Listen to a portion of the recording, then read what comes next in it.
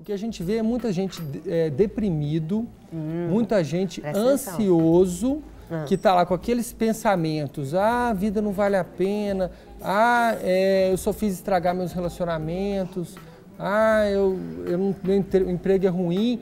Aí a pessoa bebe um pouquinho, aqueles pensamentos vão embora, mas é de uma forma traiçoeira, porque a doença, a depressão teria que ser tratado antes da pessoa se automedicar com álcool, que não medica nada. Na verdade, ela está embarcando em outra doença, né?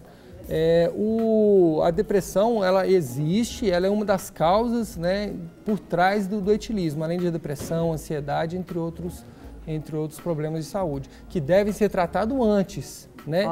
Com psiquiatra, né, com psicólogos, com a ajuda da família, ajuda religiosa, sim, ajuda demais. Entendi. Né? Grupos de amigos saudáveis, tudo isso que deve ser feito preventivamente para evitar que a pessoa tenha o problema da dependência do álcool. Eu vi uma entrevista falando, do Ministério da Saúde, falando que os amigos, a influência dos amigos, ela passou a ser algo muito mais forte do que, às vezes, uma influência de uma própria família. Verdade. Porque, às vezes, você vê, assim, meninos bons de famílias com princípios, e aí você vê eles perdidos, seja no vício, o que for, por causa da presença dos amigos, né, doutor? Exatamente. A criança mais nova, ela segue muito o exemplo do pai, dos pais, né? Pai, mãe, até uma idade de 7, 8 anos, é muito exemplo dos pais. Mas quando a pessoa se torna adolescente, o que ela mais segue são os amigos. Daí a grande importância, Carol, da gente olhar os relacionamentos dos nossos filhos, né? Eu tenho filhos novos, eu vou ficar atento ao relacionamento de amizade deles. A gente não pode facilitar uma amizade ruim, um grupo de amigos ruins, porque se ele seguir aquele grupo de amigos, ele vai, infelizmente, embarcar no álcool, que é porta de entrada para drogas. E eu fiquei pensando, doutor, essa questão do vício do álcool pode ser algo genético ou não? Existe uma predisposição ou não?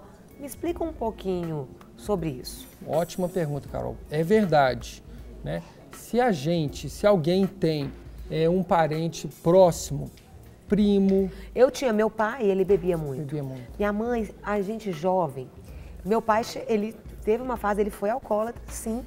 E a minha mãe falava, a gente já falava assim, Carolina, ela falava comigo, Carol, Paulo, nunca bebam, porque vocês têm uma tendência para o negócio. Falava, a família do seu pai gosta muito de beber, né? Então a gente sempre teve aquela resistência com a bebida, com receio disso. Isso é fato? É um mito ou é verdade? Isso é verdade, sua mãe fez certíssimo. Então quem tem parente próximo, né? O pai, mãe, irmãos que bebem muito, até tios, a gente tem que ficar de olho. As mães, os pais têm que ficar de olho nos filhos, porque a chance deles serem alcoólatras aumentam de 3 a 4 vezes. Olha! Então a gente tem que ficar de olho, evitar ao máximo. Isso acaba sendo algo genético, doutor? Tem uma influência genética enorme, enorme, mas não é só genético. Por isso que eu digo que a nossa sociedade, ela está doente. A gente facilita muito o uso do álcool, né? E que causa grandes problemas de saúde para o Brasil, né? Além dessas mortes aí, isso aí é só uma ponta do iceberg que a gente fala, né?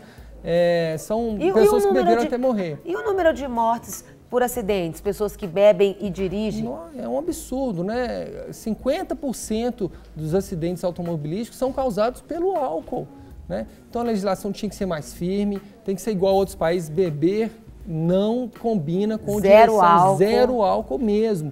E a polícia tinha que estar em cima, fazendo muito mais blitz do que existe hoje, porque realmente o álcool ele é muito ruim, né? Mas voltando à questão do risco familiar, se a gente detecta isso, olha, minha família tem alguém próximo que a gente vê que é etilista, como proteger meus filhos, né?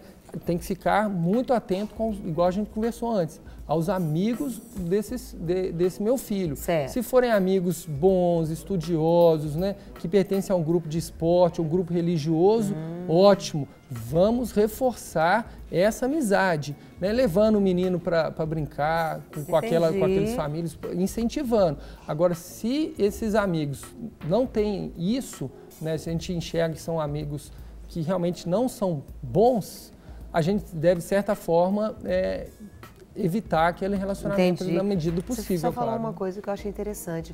O esporte com bebida não combina. Então, você incentivando o seu filho, o esporte seria algo que seria um aliado? Sem dúvida nenhuma, um grande aliado, né? Se seu filho faz esporte, futebol, academia, natação, o que seja, está protegendo muito o seu filho para ele mais tarde não virar a gente chama de etilista, né? Um alcoólatra, um dependente do álcool. Agora é muito importante também a gente evitar que nossos filhos usem o álcool o máximo que a gente conseguir, Carol, o máximo. Então a gente vê nas pesquisas, se a pessoa começa a beber com 13 anos e acontece, lá com 40 anos ele pode vir a ser um alcoólatra, um etilista.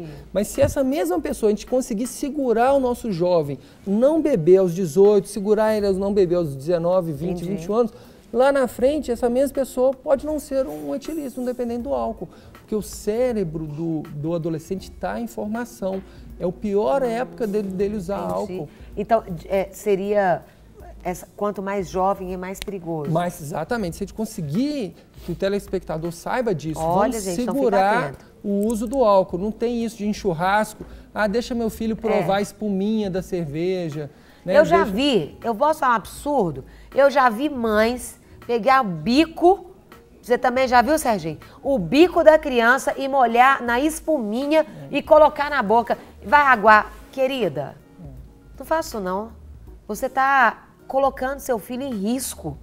Isso é uma falta de respeito, é uma falta de cuidado. Isso acontece, doutor, é um absurdo. Coitado, esses pais pensam assim, ele vai ver que é ruim, não vai provar e não vai querer. Não, a gente não precisa de provar tudo que é ruim na vida para saber que não é ruim, não. Imagina.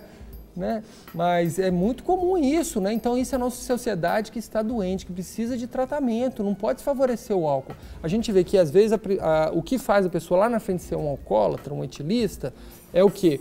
É a experiência da intoxicação pelo álcool. Olha. Né? A pessoa bebeu, ficou embriagado, intoxicado pelo álcool. Se acontece um reforçamento positivo, os amigos falam assim, não, cara, você ficou doidão, você ficou todo alegre, você fez um monte de coisa. Aquele engano. Você está reforçando o indivíduo a virar etilista. Mas se o menino, o nosso jovem, bebe, fica etilizado, né, alcoolizado, a gente deve fazer um reforçamento negativo. Chegar para o jovem e falar assim, você bebeu, né, meu filho? Você acha que foi legal? Você vomitou na sala, você quebrou as coisas, né? Você agiu muito mal. Olha o que você está sentindo agora. Ressaca moral. Ressaca. Se a gente tiver essa visão com os nossos jovens, a gente vai estar protegendo. Porque o que acontece? A gente não pode reforçar positivamente. Achar que ele bebeu um pouquinho, deixa ele lá no quarto. Não, vamos sentar e vamos conversar com ele. Olha o que você fez. Você está embriagado, você se intoxicou pelo álcool, né? Você está... fez coisas absurdas, aí a gente tem que falar isso e reforçar negativamente. Para receber todas as novidades do canal, inscreva-se e se curtir o vídeo, clique em gostei. Aproveite para acompanhar a Rede Super nas redes sociais.